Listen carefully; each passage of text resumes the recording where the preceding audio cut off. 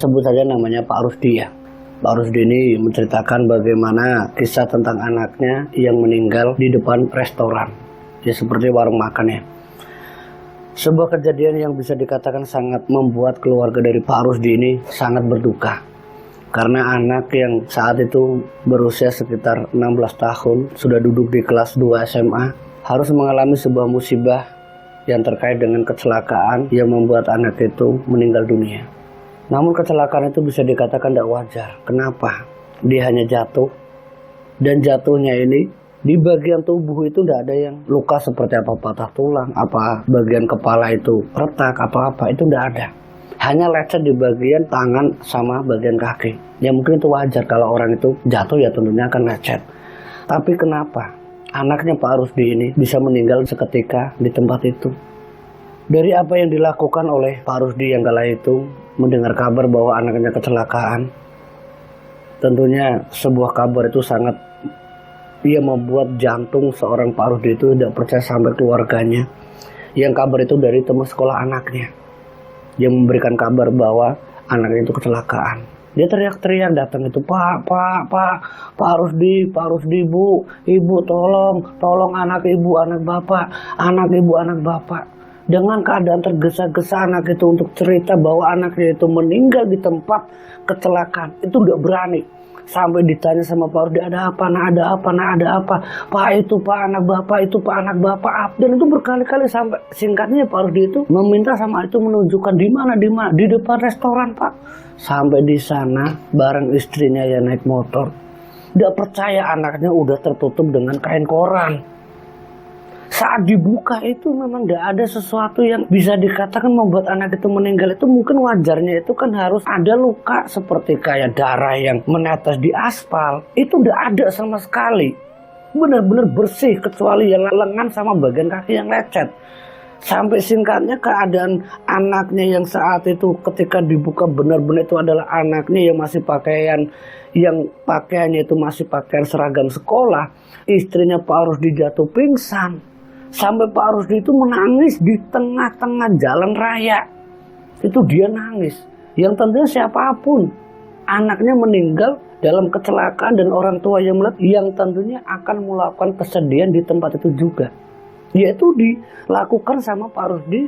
Dan itu memang benar-benar Pak Rusdi waktu itu sangat-sangat bersedih, sangat berduka, termasuk ibunya yang sampai tidak kuat dia jatuh pingsan.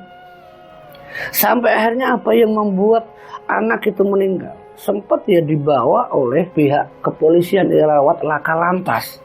Waktu itu Pak Rusdi sempat menolak biar anak saya langsung dimakamkan, tapi ya dari pihak yang berwajib ingin mengetahui sebab musababnya, yang hanya Pak Rusdi sama sekeluarga mengizinkan anak itu sampai dibawa ke ruang otopsi, yang tak lain mungkin lewat pihak rumah sakit. Nah singkatnya dalam beberapa jam jenazah itu dikembalikan ke rumah duka, yang tak lain ya ke rumah orang tuanya Pak Rusdi sama istrinya, yang saat itu ya memang benar menunggu hasil visum atau hasil otopsi dari pihak rumah sakit yang menyatakan bahwa ini memang benar-benar kecelakaan tunggal. Tidak ada sedikit pun kesaksian kalau anak itu ketabrak atau tabrak lari atau apa, tapi dari beberapa kesaksian di tempat kejadian perkara anak itu ngerem mendadak dan anak itu tergelincir sampai tubuhnya terseret beberapa meter, tapi anak itu bisa dikatakan mungkin seperti kayak jantungan. Itu jawaban dari pihak kepolisian mungkin lewat hasil dari rumah sakit. Namun dari kejadian tersebut ini Pak Rusdi sama keluarga itu tidak percaya begitu saja.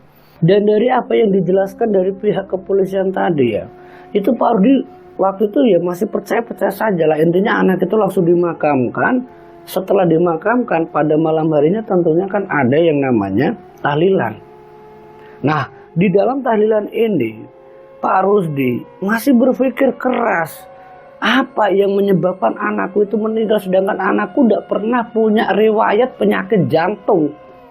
Ini dari mana? Kok sampai pihak rumah sakit menyatakan bahwa berhentinya detak jantung anaknya yang meninggal seketika di tempat kejadian yang talen kecelakaan di jalan raya itu, yang tidak jauh dari restoran yang tepatnya di depannya, bisa mengalami sakit jantung secara mendadak. Intinya denyut nadi itu mungkin berhenti secara seketika yang membuat beberapa hal yang berkaitan dengan penyakit jantung lah. Mungkin itu urusan dari rumah sakit, Pak Rusdi tidak terlalu paham. Tapi intinya rumah sakit tadi menjelaskan penyakit jantung. Di saat tahlilan ini, Pak Rusdi yang berusaha untuk mengetahui sebab musabab anaknya ini ya dari pihak rumah sakit tadi hanya sekedar jantung, Pak Rusdi tidak percaya begitu saja. Dia masih menduga terkait dengan warung makan yang bukan dari penduduk sekitar. Dia itu seorang pendatang. Warung makan ini seorang pendatang yang rumornya warung makan itu menggunakan pesugihan. Ini masih menjadi rumor, belum dibuktikan secara, ya intinya secara kepraktisian atau kebatinan ya. Yang belum bisa dibuktikan secara nyata atau lewat kebatinan seorang praktisi atau mungkin para ahli kebatinan yang mengungkap apa yang sebenarnya terjadi dengan anaknya, yaitu tentang rumah makan yang rumornya itu pesugihan. Nah, dalam usahanya Pak Rusdi ini, rumor-rumor pesugihan itu mencoba dia yakini. Pak Rusdi itu mencoba meyakini bahwa penyebab anaknya yang meninggal dengan keadaan yang tidak wajar, karena tidak ada luka sedikit pun yang terkait dengan anak itu yang meninggal ini. Pak Rusdi masih meyakini pasti ini ada kaitannya dengan warung makan itu, karena Pak Rusdi memang sering menyuruh anaknya. Ini anaknya itu perempuan, sebut saja namanya Mawar ya. Dan Mawar ini memang sering diminta sama bapaknya sebelum sampai ke rumah. Itu memang sering diminta untuk beli makanan atau menu makanan yang sesuai dengan selera anaknya. Itu di restoran itu. Ya mungkin karena memang kesukaan dari anaknya Pak Rusdi, yaitu Mawar ini. Dia tuh memang makannya itu nggak bisa makan seadanya seperti apa yang sering dimasak ibunya. Kadang harus ditanya dulu, "Nak, kamu mau makan apa? Mau lauk apa?" Anak itu kadang diem, makanya kadang si Pak Rusdi ataupun ibunya ngasih uang saku lebih. Ya udah, nanti yang penting kamu pulang sekolah sebelum sampai rumah, kamu beli makanan yang kamu suka. Dan memang itu udah menjadi kebiasaan dari orang tuanya yang telah Pak Rusdi sama istrinya untuk Mawar.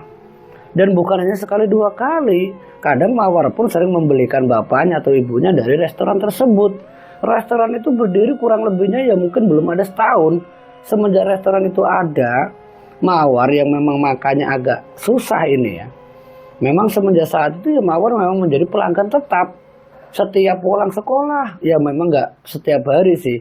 Kadang pas ibunya masak sesuai dengan selera Mawar, ya Mawar makan di rumah. Tapi pas mungkin waktu ibunya lagi masak untuk adik-adiknya Mawar atau juga mungkin untuk bapaknya, Mawar nggak suka dengan apa yang dimasak ibunya, Mawar lebih memilih makan di restoran itu. Kadang yang dia suka itu memang agak aneh. Kadang pengennya seperti kayak urap, kayak kadang seperti teri, atau mungkin ikan.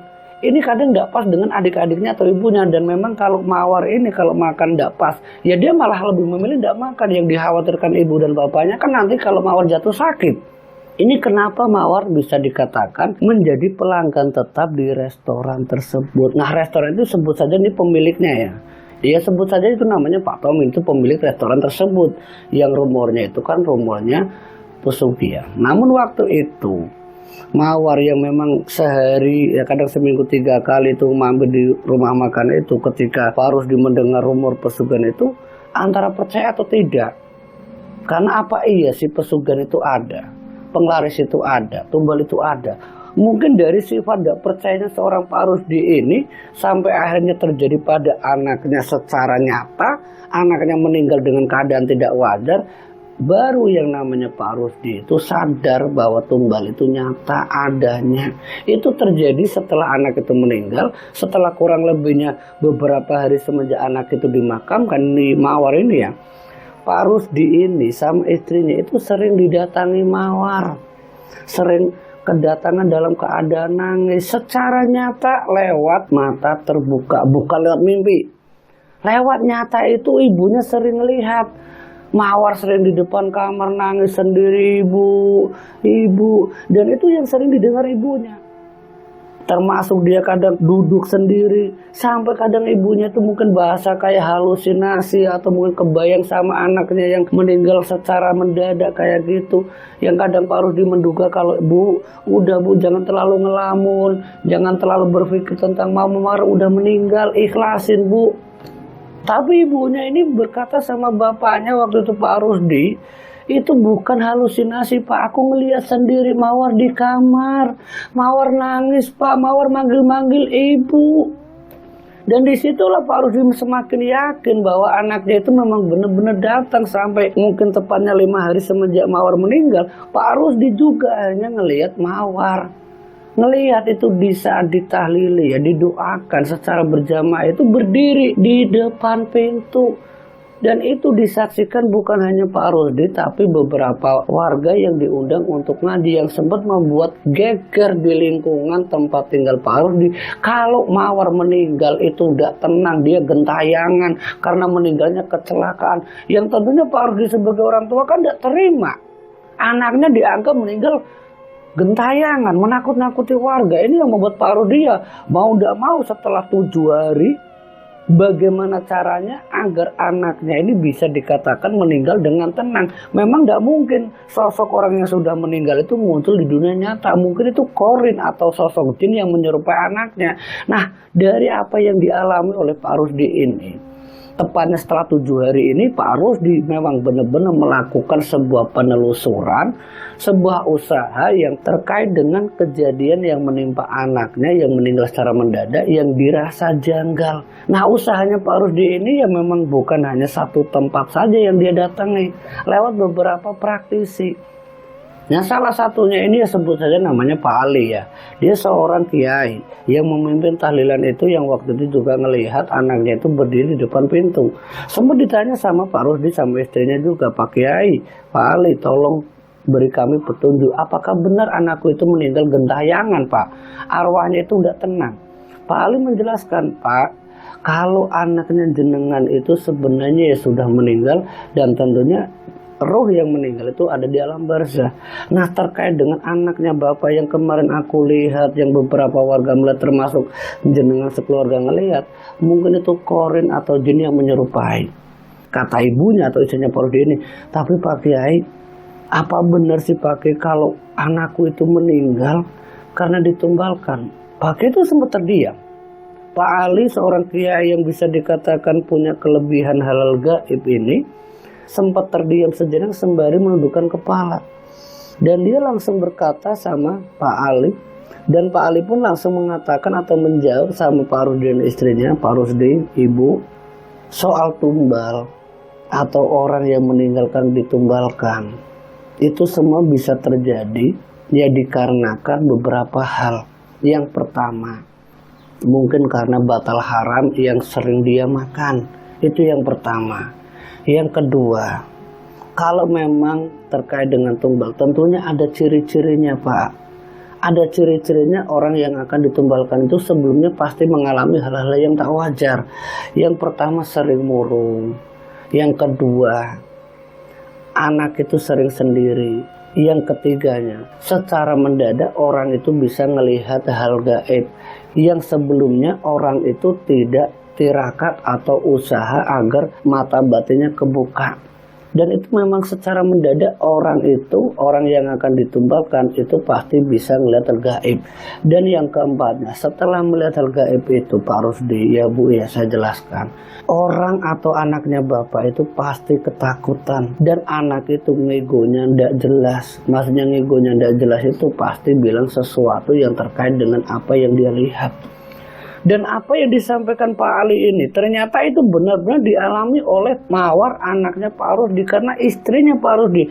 Pak Kiai, itu benar adanya Pak Kiai, itu yang dialami anakku Pak Kiai. Anakku itu memang awalnya mungkin sebulan sebelumnya itu sering murung. Dan bukan itu saja Pak Kiai, mungkin murungnya itu aku coba mengingat ini dulu ya. Anakku yang namanya Mawar, itu memang yang bikin aku kadang sempat bertanya-tanya, apa mungkin ada kaitannya dengan batal haram.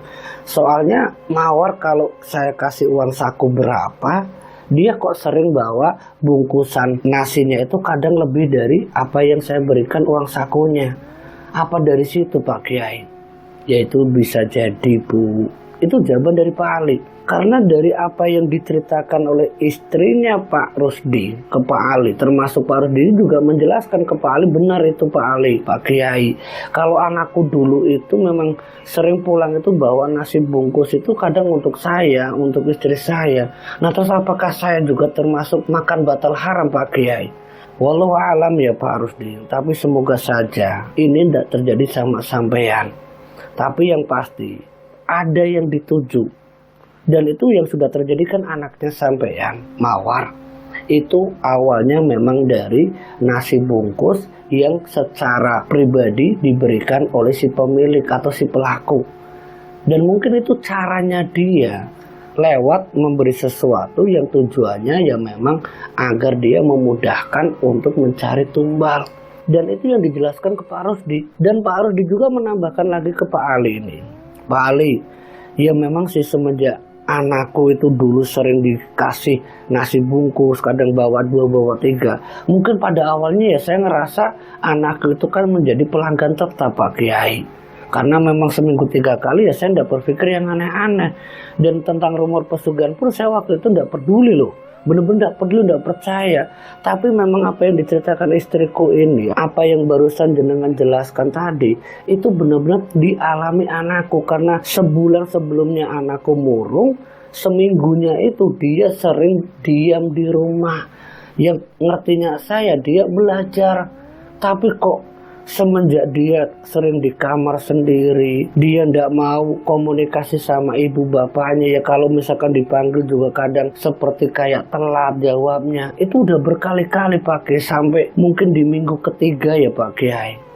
Dia itu ketika keluar malam ini, ya bareng saya atau bareng ibunya, ketika bonceng motor sama saya itu dia sering peluk saya, itu kenceng banget ya. Saya kira itu ya mungkin karenanya anak sama bapak. Atau mungkin pikiran saya waktu itu ya anaknya saya itu takut jatuh sehingga peluk saya itu kenceng. Nah ternyata anakku itu Pak Kiai Mawar ini, setelah aku tanya kenapa setiap aku ajak keluar malam dia sering peluk saya, itu ternyata ketakutan. Bener apa yang dikatakan istriku.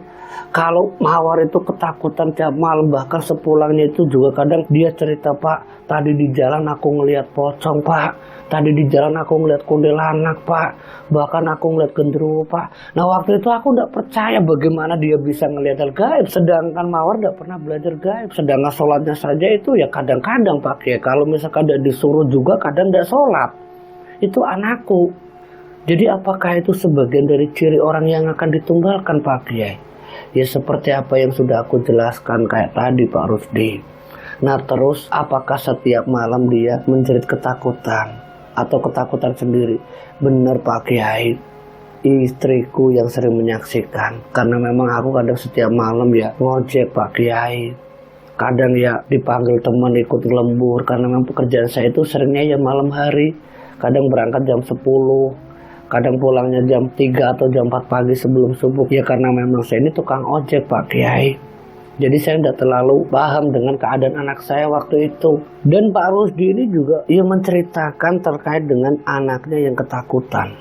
Itu lewat istrinya. Dan istrinya ini yang menjelaskan bagaimana keadaan dia waktu seminggu terakhir sebelum meninggal. Ini ke Pak Ali ya, ke Pak Kiainya. Istrinya itu yang menjelaskan, benar Pak Kiai, kalau anakku tiap malam saat bapaknya pergi ngojek, dia itu sering ketakutan manggil bapak, bapak jangan tinggalin Mawar, bapak takut, bapak takut, bapak. Karena memang Mawar ini anak kesayangan dari ya bapaknya, itu Pak Rusdi, itu dari istrinya. Dan bukan ketakutan itu saja, rasa kangennya Mawar ke bapaknya setiap kali ditinggalkan bapaknya ngojek. Pokoknya Mawar tiap malam pengen didekati bapaknya, pokoknya pengen disanding. Karena yang dialami Mawar itu katanya itu di atap kamarnya, tepat di dalam kamar itu ada sosok yang mengawasi Mawar. Ada sosok yang mengawasi itu. Katanya itu ya kata Mawar ini yang diceritakan lewat istrinya Pak Rusdi, sosok genderuwo. Sosoknya itu hitam besar, tinggi, setinggi ya kamarnya Mawar. Sampai Mawar kadang teriak, takut ada setan, ada setan, ada genderuwo, ada genderuwo. Nah sedangkan ibunya yang ada di rumah Ya ibunya Mawar ini kadang ngejenguk Mawar itu, Mawar dalam keadaan tutup selimut. Dia ketakutan ketika dipeluk, "Bu, bapak mana, Bu?" Mawar takut, "Bu, bapak mana, Bu?" Jadi Mawar itu sampai teriak-teriak minta tolong sama bapaknya. Kadang ketika bapaknya lagi ngojek ya memang kadang tak telepon. Dan bapaknya pulang ya dapat kabar kalau Mawar itu ketakutan. Dan kata Pak bapaknya itu dari Pak Sudi ini, Pak Rudi itu juga menjelaskan ke istrinya, memang Mawar kalau takut ya kalau sama saya itu tenang. Karena memang saya waktu menemani Mawar itu ya pagi setiap malam ketika saya ditelepon sama istri saya, ketika Mawar ketakutan, saya berusaha untuk menjelaskan ke Mawar istighfar sembari bersolawat, insya Allah kamu tidak takut lagi, dan kamu kalau mau tidur berdoa. Dan alhamdulillah setelah ditemani bapaknya ini ya, memang Mawar itu bisa dikatakan tidak diganggu. Tapi satu hal yang paling diingat Pak Rusdi sama istrinya terkait dengan Mawar yang sebelum meninggal. Di hari atau hari terakhir sebelum Mawar itu meninggal di siang hari, pagi harinya itu Mawar sempat mengatakan sesuatu yang berkaitan dengan firasat. Dan firasat itu, "Pak, Bu, kalau misalkan nanti Mawar terlambat pulangnya jangan dicari ya, Bu." Nah pikirnya bapak ibunya Mawar mungkin akan pergi ke rumah temennya, atau mungkin main ke tempat yang lain, atau kerja kelompok. Ya bapak ibunya waktu itu mengizinkan, "Iya nak, hati-hati ya." Cuman itu bilangnya, dan ternyata apa? Itu sebuah firasat petunjuk yang dikatakan oleh Mawar bahwa dia akan meninggalkan ibu dan Pak Rusdi selamanya. Jadi itu yang paling diingat oleh ibunya sama Pak Rusdi, jangan cari Mawar kalau Mawar pulang terlambat. Ini yang membuat Pak Rusdi tidak percaya bahwa itu adalah kata-kata terakhir dari Mawar, yang mana Mawar ini ingin berpisah sama bapak ibunya. Dan setelah Pak Ki ini mendengarkan apa yang disampaikan Pak Rusdi dan istrinya, untuk menjelaskan dan menguatkan bahwa apa yang dinamakan tumbal ini, Pak Ki itu sempat menyarankan ke Pak Rusdi, jenengan coba datang saja ke Pak Usman. Dia seorang ahli kebatinan yang mungkin bisa tahu seluk-beluk dari mana asal usulnya tumbal itu. Jenengan cari saja Pak Rusdi dan nanti saya akan ngebantunya, suruh dari saya gitu aja. Itu dari Pak Kiai Ali sampai singkatnya ini. Pak Rusdi sama istrinya itu pamitan.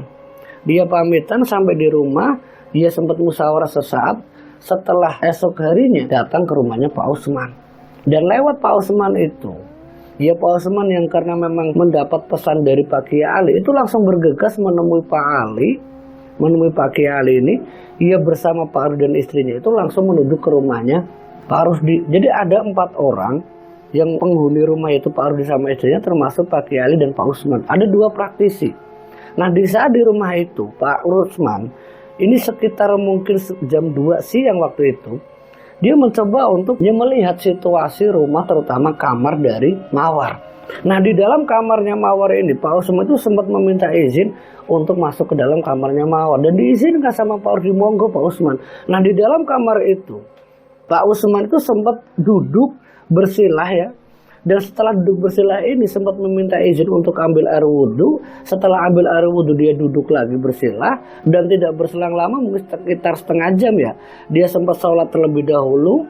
Dan juga selesainya itu sembari melanjutkan sholat asar, pas kebetulan waktu itu asar ya, dia keluar. Nah setelah dia sholat asar waktu itu di dalam rumahnya Pak Rusdi, tepatnya di kamarnya Mawar, Pak Usman dan juga Pak Ali yang waktu itu juga sekaligus sholat asar sebelumnya ya, dari Pak Usman sama Pak Ali itu menjelaskan ke Pak Rusdi. Ya pertama itu dari Pak Usman, "Pak Rusdi, Bu, setelah apa yang saya lakukan di dalam kamarnya Mawar ini, benar bahwa Mawar ini memang meninggal tidak tenang. Dia bukan meninggal seperti orang pada umumnya. Dia meninggal karena diinginkan oleh orang yang melakukan syarat pesugihan." Nah waktu itu yang namanya istrinya Pak Rusdi, termasuk Pak Rusdi itu langsung menanyakan, "Siapa Pak Usman? Siapa orang yang sudah membuat anak saya meninggal? Apakah benar rumor warung makan atau restorannya Pak Tom itu adalah pelakunya?" "Mungkin dari penelusuran saya," kata Pak Usman, "wallahu alam, tapi saya mendapatkan petunjuk ya dari sekitar situ, dari sekitar rumah makan Pak Tommy. Tapi terkait dengan Pak Tommy ya kita tidak tahu. Kita tidak mau menuduh orang tanpa bukti. Karena ini masih dugaan saya, memang itu ada kaitannya dari lingkungan sekitar warung makannya Pak Tommy." Nah untuk lebih jelasnya, ya saya sama Pak Kiai Ali ini nanti akan berusaha untuk ya riyadhah, untuk tirakat, untuk berusaha selama beberapa hari ini ngaji bareng di rumah Bapak. Ya entah sampai kapan lamanya, ya kita berusahalah berikhtiar, doa bersama saja. Dan kapan Pak Usman dimulainya? Ya kalau bisa mulai nanti malam. Nanti malam kita mulai berdoa, kita mulai berzikir, dan sampai juga ngundang beberapa warga untuk ikut berdoa berjamaah, ya agar semua itu jauh lebih mudah untuk mengetahui dan membuat seorang mawar anak Bapak ini yang sudah meninggal bisa ditempatkan di alam yang semestinya, yaitu di alam barzah. Insya Allah Pak, dengan banyaknya warga atau orang yang berdoa secara berjamaah ini akan lebih memudahkan doa itu terwujud. Iya Pak Usman, iya Pak Kiai.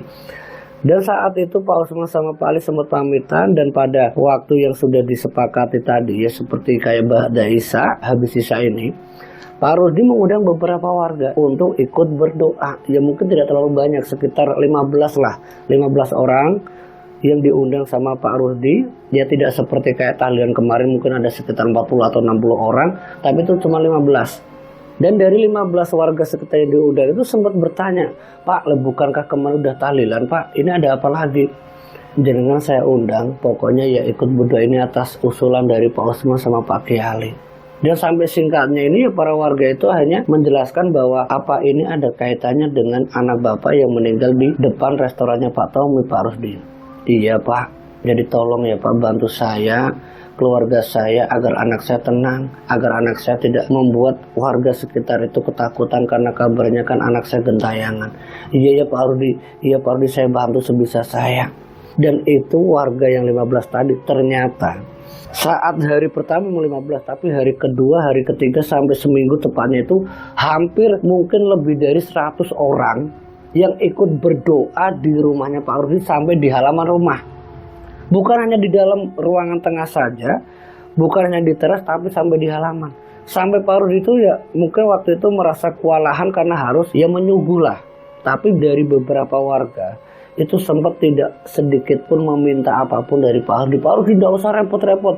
Nanti kalau jenengan repot-repot justru saya tidak mau datang. Jadi saya datang ke sini mengikhlaskan secara lahir batin saya. Ini termasuk beberapa aparat desa yang intinya agar arwah anaknya Pak Rusdi yang namanya Mawar ini tidak ganggu di kampung itu. Jadi intinya para warga itu secara ikhlas lahir batin ikut berdoa atas usulannya Pak Usman yang kurang lebihnya 1 minggu, yang tidak sepeser pun mengeluarkan biaya. Intinya semua atas bantuan para warga, ya dari kadang air mineral, ya termasuk jajan dan sebagainya, itu semua dari bantuan warga. Setelah 1 minggu yang dilakukan oleh Pak Rusdi lewat bantuan Pak Kiai Ali dan Pak Usman, di sini banyak kejadian yang bisa dikatakan sebuah petunjuk bahwa memang Mawar itu meninggal ditumbalkan. Karena dari sebuah komunikasi lewat Pak Usman ini, bahwa Mawar itu ditumbalkan oleh seseorang yang ternyata di balik sosok genderuwo itu ada sosok wujud yang wajahnya itu berwajah Pak Tommy. Memang Pak Usman tidak menjelaskan secara langsung terbuka kepada halayak umum, tapi kepada Pak Rusdi saja, bahwa memang benar Pak Rusdi dugaannya sampean anaknya sampean itu ditumbalkan oleh Pak Tommy. Tapi saran saya dan pesan saya tidak akan membantu orang kalau orang itu dendam. Itu dari Pak Usman. Dan saran saya ini tolong dipegang baik-baik kalau sampean pengen tahu, sehingga waktu diketahui siapa sebenarnya pelaku itu, ya walaupun sakit hatinya seorang Pak Rusdi, istrinya juga yang anaknya meninggal secara tidak wajar apalagi ditumbalkan, mau tidak mau Pak Rusdi harus mengikhlaskan secara lahir batin bahwa anaknya memang sudah meninggal, sudah di alam barzah. Dan agar tenangnya arwah Mawar ini tentunya butuh keikhlasan lahir batin dari anggota keluarga yang tentunya Pak Rusdi sekeluarga. Dan singkatnya Pak Rusdi setelah mendapat saran dari Pak Usman, ya alhamdulillah Pak Rusdi ini berusaha untuk ikhlas sampai dia meminta sama Pak Usman. Pak Usman, setelah apa yang kita ketahui secara bersama ini, semoga kedepannya tidak ada lagi korban yang seperti saya di rumah makan Pak Tommy. Tolong Pak Usman, Pak Kiai Ali, jenengan yang paham dengan hal gaib, agar kejadian yang dialami olehku ini, keluargaku yang terkait dengan Mawar yang meninggal di depan restorannya Pak Tommy itu jangan sampai terulang kembali. Cukup saya dan keluarga saya yang mengalami duka dan juga kesedihan yang luar biasa ini. Tapi aku berharap untuk jenengan Pak Kiai Ali dan Pak Usman, tolong jangan sampai ada korban berikutnya di tempat itu. Iya Pak Rusdi, insya Allah aku akan berusaha sebisa mungkin agar di tempat itu tidak ada lagi korban berikutnya.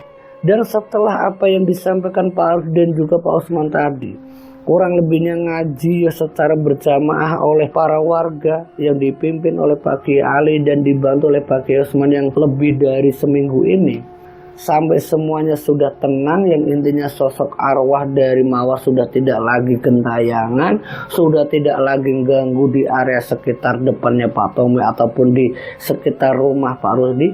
Mawar benar-benar sudah tidak lagi menampakkan diri. Dan dari penjelasannya Pak Usman ini atau Pak Kiai Ali ke Pak Rusdi dan juga istrinya, bahwa anaknya Samad insya Allah sudah tenang di alam barzah, sudah tenang. Dan apa yang disampaikan Pak Usman ini juga diyakini sama istrinya Pak Rusdi, termasuk Pak Rusdi, dari beberapa firasat bahwa anaknya itu selalu datang lewat mimpi yang menunjukkan bahwa anaknya itu sudah tenang di alam barzah. Ya lewat anaknya yang sudah berwajah berseri-seri, dengan datangnya dengan pakaian yang merupakan pakaian kesukaannya. Itu yang membuat Pak Rusdi sampai saya yakin bahwa anaknya benar-benar sudah tenang di alam barzah.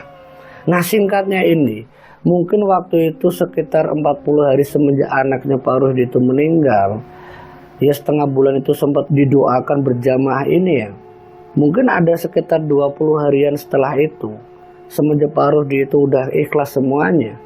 Dan semenjak Pak Rusdi itu berusaha untuk ikhlas lahir batin karena menunjukkan bahwa firasat-firasat itu menandakan bahwa anaknya udah tenang, Pak Rusdi ini memang tidak lagi berpikir untuk dendam sama Pak Tommy. Tapi justru tidak dendamnya Pak Tommy ini, justru malah mungkin bisa dikatakan berdampak pada Pak Tommy, karena dari apa yang disaksikan dan diceritakan oleh Pak Rusdi ini, setelah apa yang dilakukan oleh Pak Usman yang tujuannya agar tidak ada korban tumbal berikutnya di sekitar warung makan Pak Tommy, ternyata justru malah memakan tumbal lagi.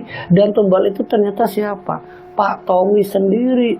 Dan kabarnya kecelakaan yang dialami Pak Tommy itu di saat Pak Tommy keluar dari restorannya. Dia naik mobil bareng istrinya, mungkin setelah setoran atau mungkin ngambil uang atau bagaimana, kabar-kabarnya ini mobil yang dia naiki ini ketika hendak nyebrang ke jalan raya itu tanpa istilahnya lihat kanan kiri, itu seperti kayak jalan gitu saja, sementara dari arah yang lainnya itu ada sebuah truk yang besar, itu secara tiba-tiba ya tentunya kayak menghalangi laju truk tersebut, yang sehingga mobil yang ditumpangi Pak Rusdi itu seketika ya dihantam dengan keras, yang membuat Pak Rusdi itu sampai bisa dikatakan ya terseret beberapa meter sampai mobilnya itu berguling-guling, yang membuat Pak Tommy itu meninggal seketika. Tapi istrinya Pak Tommy itu udah meninggal, dia hanya luka parah yang intinya patah tulang, yang membuat istrinya sampai mungkin beberapa waktu setelah Pak Tommy itu meninggal, istrinya itu ya memang tidak pernah kelihatan di warung makan itu. Yang singkatnya semenjak istrinya itu kecelakaan, yang tidak pernah nampak lagi di restoran itu yang mungkin dipercayakan oleh orang lain. Ini semenjak Pak Tommy meninggal, istrinya Pak Tommy luka parah, patah tulang dan sebagainya. Rumah makan itu udah berlangsung lama, rumah makan itu ditutup. Rumah makan itu ditutup total. Dan semenjak ditutupnya warung makan itu ya alhamdulillah sampai cerita ini terkirim ya tidak ada lagi tempat itu menjadi sarang pencari tumbal atau jalan yang bisa mengakibatkan orang itu meninggal secara mendadak. Intinya warung makan itu hanya diratakan oleh warga ya, karena memang rumah makan itu bisa dikatakan ya tanah itu bukan tanah milik dari Pak Tommy, tanah sewa saja. Sementara pemilik tanah tersebut diminta para warga termasuk aparat desa agar bangunan yang dulu milik dari Pak Tommy itu diratakan. Dan memang setelah diratakan ini alhamdulillah tidak ada lagi yang namanya korban kecelakaan. Itulah kisah seorang Pak Rusdi yang pernah mengalami sebuah duka yang tak lain anaknya yang meninggal secara mendadak yang dikarenakan sebagai syarat pesugihan warung makan. Semoga dari kisah ini kita bisa ambil hikmah dan pelajarannya. Wassalamualaikum warahmatullahi wabarakatuh.